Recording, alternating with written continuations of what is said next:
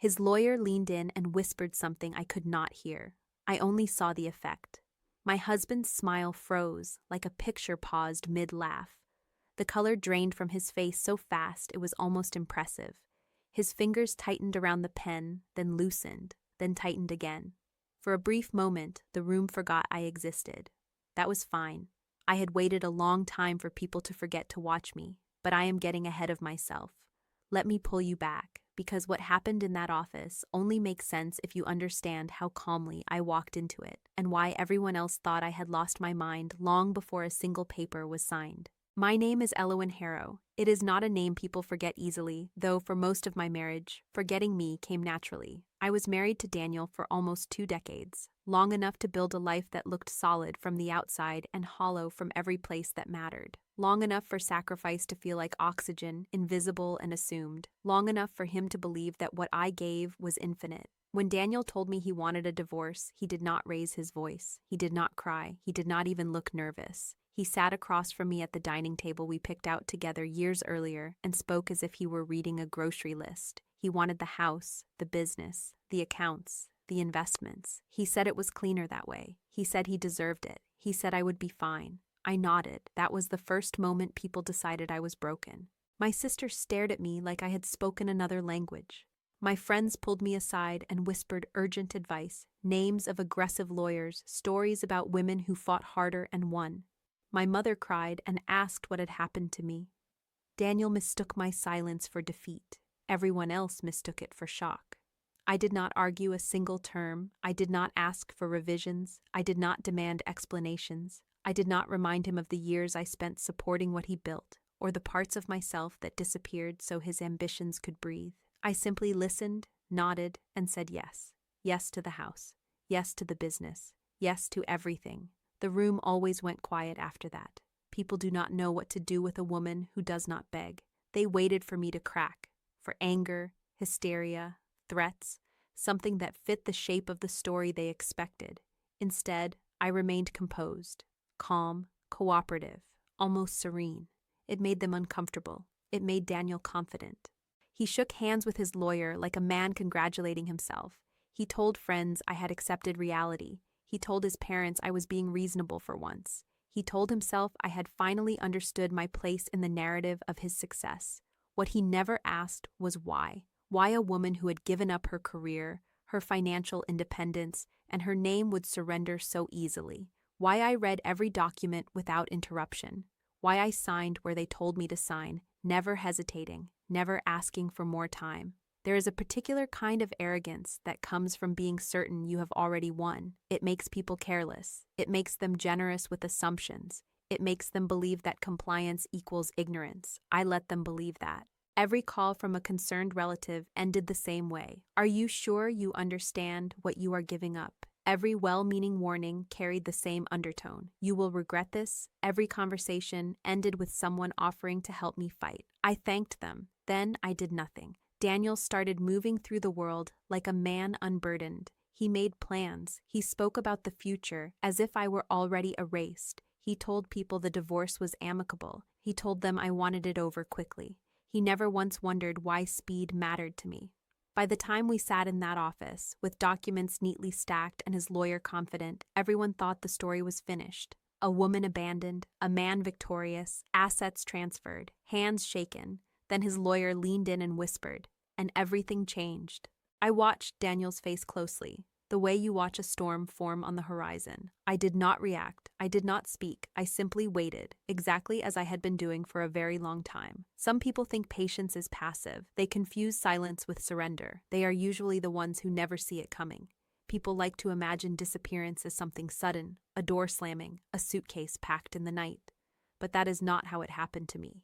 I did not vanish all at once. I thinned, slowly, carefully, over years, until there was barely enough of me left for anyone to notice I was gone.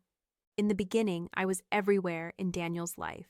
I managed schedules, smoothed conflicts, remembered names, birthdays, deadlines. I learned the rhythms of his moods the way some people learn languages. When he was anxious, I made things quieter. When he was confident, I made things easier.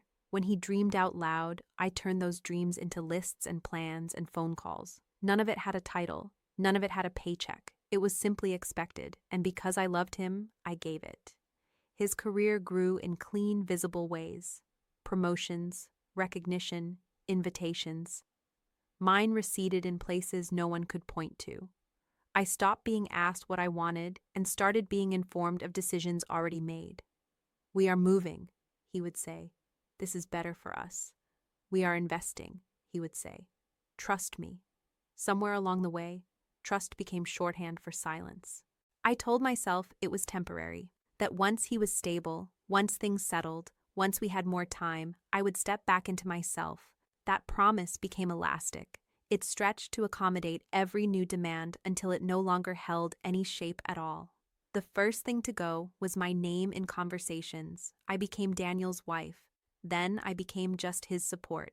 Then I became invisible, even in rooms I stood inside. At dinners, people asked him questions about his work and nodded politely when I spoke, already looking past me for someone more relevant. He did not notice, or if he did not correct it. Respect does not disappear loudly. It fades in small permissions, interrupting me mid-sentence, making jokes at my expense and calling it teasing, forgetting things that mattered to me and expecting forgiveness because he was busy. Busy became the justification for everything. I learned not to complain. I learned to make myself low maintenance. I learned that being agreeable kept the peace. By the time I realized I was no longer consulted about decisions that affected my own life, it felt too late to protest. The pattern was set. I adapted the way people do when resistance costs more than compliance. I adjusted my expectations downward and told myself that maturity meant acceptance. The humiliation was not explosive.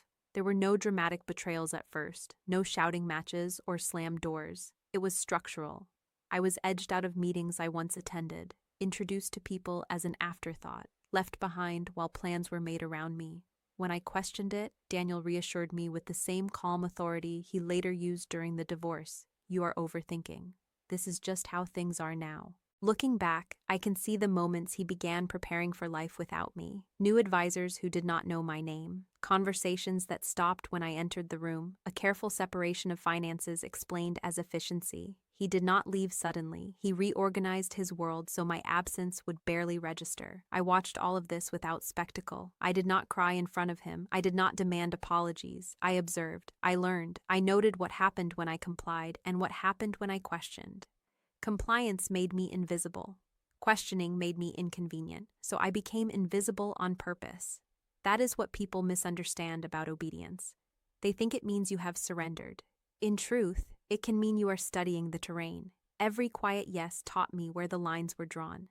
Every exclusion showed me where power flowed. Every overlooked contribution clarified what he assumed I would always provide without acknowledgement. When the divorce papers arrived years later, my calm did not come from shock. It came from familiarity. I had already practiced disappearing. I had already learned how to survive inside the margins of someone else's life. By the time Daniel decided I was no longer necessary, I had already learned how to exist without being seen, and disappearing, I would come to understand, is not the same as being gone. Sometimes it is how you prepare to return on your own terms. I learned the truth on a night that looked exactly like every other night of our supposed success. Daniel was out late again, something about a client dinner that mattered too much to miss. I was at home, doing the quiet work that never made it into stories he told. Paying bills, sorting mail, closing loops he did not even know were open. It was ordinary enough that I almost missed it. Almost. There was a discrepancy at first, a number that did not line up, a transfer that did not belong to any account I recognized. I told myself it was nothing, a timing issue, a misfiled expense. I had been trained over the years to explain away my own unease, but curiosity, once awakened, does not easily go back to sleep. I followed the trail, carefully, methodically, the way I did everything else. What I found was not dramatic. It was worse. It was systematic. Daniel was not building what he said he was building. He was borrowing against it, again and again. Mortgages layered on top of mortgages. Credit stretched thin and then thinner. Obligations hidden behind optimism and polished language. The life we displayed was supported by scaffolding no one could see, least of all the people applauding him. I sat at the kitchen table long after midnight, papers spread in front of me, listening to the hum of the refrigerator and the quiet certainty settling in my chest. This was not a misunderstanding. This was not a temporary imbalance. This was a pattern, and it was unsustainable. My first instinct was to confront him, to demand answers, to insist we fix it together. That instinct lasted exactly as long as it took me to imagine his response. Daniel did not respond well to questions that threatened his self-image. He would explain, deflect, reframe. He would tell me I was worrying unnecessarily, that I did not see the full picture, that my lack of faith was the real problem. And if he knew I knew, he would close ranks. He would lock doors I still needed open. So I stayed quiet. Silence was not denial. It was strategy. I watched more closely. I kept copies. I learned which documents mattered and which were decoration. I separated what could be separated. I made sure what was mine remained unmistakably mine. All the while, I played the role he expected, supportive, trusting, uninformed. It was lonely in a way I had not experienced before, knowing something that could change everything and having no one to share it with. Sitting across from him at dinners, listening to him talk about growth and expansion while knowing how fragile it all was. Watching him grow more confident as the foundation weakened beneath him. Arrogance thrives in applause. The more people praised him, the more reckless he became. New risks, bigger gestures, grand plans announced before they were viable. He mistook momentum for stability. He mistook my silence for ignorance. The hardest part was not the fear, it was the waiting. Living inside a truth that could not yet be used. Smiling at friends who congratulated us. Nodding along when he spoke about the future we were supposedly building together. Every day required restraint. Every day required me to protect him from himself, even as I quietly prepared for the moment I would stop. When Daniel finally decided he was done with me, I felt something close to relief. Not because I wanted the marriage to end, but because the waiting was over. He asked for everything with the confidence of a man who believed assets were the same as value. He did not understand that what he was claiming came with weight he had never bothered to measure. I did not correct him. That was the moment I stopped protecting him. I agreed to his terms not because I had nothing left to fight with, but because I finally saw the cleanest way to let the truth speak for itself. All I had to do was step aside and allow him to take exactly what he believed he deserved. Some lessons cannot be taught. They have to be claimed. By the time the divorce process officially began, I had already learned the most important skill it would require: restraint. Not the kind that looks like dignity from the outside, but the kind that feels like holding your breath underwater while everyone else assumes you are floating. I entered mediation the way I entered the marriage years before, prepared to listen more than I spoke and to let other people underestimate what my silence meant. The first meeting took place in a windowless conference room that smelled faintly of coffee and toner. Daniel sat across from me with an ease that would have been insulting if it had not been so predictable. He spoke confidently, laid out his expectations, and framed every demand as practical. His lawyer nodded along, pen tapping just a little too fast against his legal pad. I noticed that. I noticed everything. When it was my turn to speak, I kept my voice soft. I said I wanted this to be simple. I said I did not want conflict. I said I trusted Daniel to be fair. Each sentence landed exactly as intended. His shoulders relaxed. His lawyer frowned. I asked for very little at first. Personal items. A modest sum to get started. Shared custody without complications. Nothing about the house. Nothing about the business. Nothing about the accounts that had taken years of my life to support. The mediator looked between us, uncertain. Daniel smiled like a man being handed a gift he did not have to unwrap. Friends were horrified when they heard. They called late at night, voices tight with urgency, telling me I was being taken advantage of. My sister begged me to slow down, to rethink, to demand more. Even my mother asked if I was afraid. I told them all the same thing. I was tired. I wanted peace. I wanted it over. What I did not tell them was that peace and surrender are often confused by people who have never needed patience as a weapon.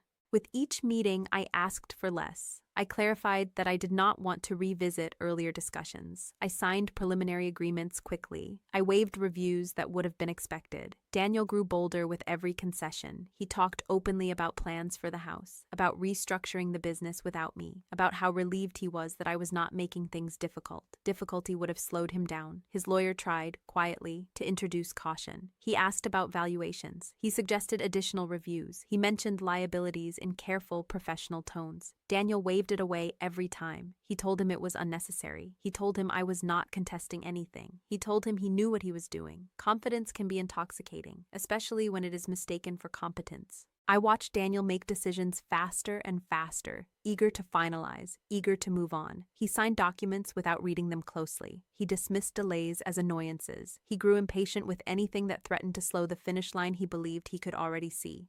Meanwhile, the paperwork grew thicker, attachments multiplied, addendums were added and acknowledged, pages that required initials stacked up quietly, doing their work without drama. Every signature tightened the structure around him. Every agreement reinforced the outcome he had chosen. At night, alone, I felt the weight of what I was allowing to happen. Not guilt, clarity. There were moments when the simplicity of speaking up tempted me, when ending it all early would have been easier, but easy would have protected him. Easy would have spared him the full understanding of his own choices. So I stayed the course. Daniel began telling people he had won. Not in those words, but close enough. He spoke about generosity, about how I was being realistic, about how smoothly everything was going. His certainty hardened into arrogance. He stopped listening to advice. He stopped checking details. He started counting what he believed was already his. The final hearing was scheduled on a Thursday morning. A formality, everyone said. A rubber stamp. Daniel texted me the night before, thanking me for being reasonable. I read the message once, then put my phone down. I was calm in a way that surprised even me. The next day, he would walk into a courtroom, convinced he had taken everything, and I would sit across from him knowing that letting him win had been the most deliberate decision I had made in years. The courtroom was colder than I expected, not in temperature but in tone. Everything echoed, shoes on tile, papers shifting, the quiet authority of a space where decisions become permanent. Daniel arrived confident, shoulders back, tie perfectly straight, wearing the expression of a man who believed the worst part was already behind him. He nodded to his lawyer, glanced at me with something like relief, and took his seat as if settling into a well-earned conclusion. I sat across from him, hands folded, breathing steady. This was not nerves, it was recognition. The moment had finally caught up to what I had known for years. The judge reviewed the case with professional efficiency. Names, dates, agreements. The words dissolved into background noise as the final documents were distributed. Page after page slid across polished wood, each one heavier than the last. Daniel signed eagerly, barely pausing, his pen moving fast, decisive. When it was my turn, I signed slowly, deliberately, aware of the weight of each stroke. His lawyer was the first to notice. I saw it in the pause, the subtle stiffening of his posture, the way his eyes moved back to a page he had already passed. He flipped it forward, then back again, scanning lines that suddenly demanded attention. Daniel leaned over, irritated. "What is it?" he whispered, impatience sharp in his voice. His lawyer did not answer right away. He read again, then leaned in closer, lowering his voice. I could not hear the words, but I did not need to. I watched the effect ripple through Daniel's body. The confidence faltered. The color drained from his face. His hand tightened around the pen until his knuckles whitened. He looked up at me then. Really looked, searching for confusion or panic or denial. He found none. The judge cleared her throat, attention drawn to the disruption. The lawyer spoke carefully, choosing each word as if it might explode. He explained in plain language what the document stated, that the assets Daniel had claimed were tied directly to their obligations, that ownership meant responsibility, that the house carried layered debt, that the business was leveraged beyond its shine, that by insisting on everything, Daniel had also assumed everything. Silence filled the room, thick and absolute. Daniel shook his head, once, then again, faster this time. He said there had to be a mistake. He said this was not what he agreed to. He said he did not understand. His voice rose with each sentence, disbelief tipping into panic. The judge listened patiently, then responded with the kind of calm that ends arguments rather than fuels them. She reminded him that he had been advised, that he had declined further review, that the disclosures were attached, signed, acknowledged. That ignorance was not a defense when opportunity had been offered and refused. Her gavel hovered, then struck, the sound sharp and final. The agreement stood. Daniel slumped back in his chair as if something inside him had given way. The man who walked in expecting victory stared down at papers that now read like a sentence. He did not look at me again. There was nothing left to say. I gathered my things and stood. For a moment, I felt the weight of years pressing against my back, the echo of who I had been and what I had carried. Then I walked out, step by step, into a future that belonged to me alone. The collapse was quiet at first. Calls went unanswered, plans dissolved. The confidence that had once filled rooms evaporated under scrutiny. I rebuilt slowly, a smaller place, simpler days. Decisions made without apology. Dignity returned not as a dramatic revelation, but as a steady presence I could finally feel again. Time passed, enough to see patterns settle, enough to know the ending would not change. Betrayal often wears the same face. So does arrogance, and patience, when paired with clarity, is not passive, it is decisive. This was my story, but it is not unique. It is one version of a lesson people learn too late when certainty outruns understanding. There are many more.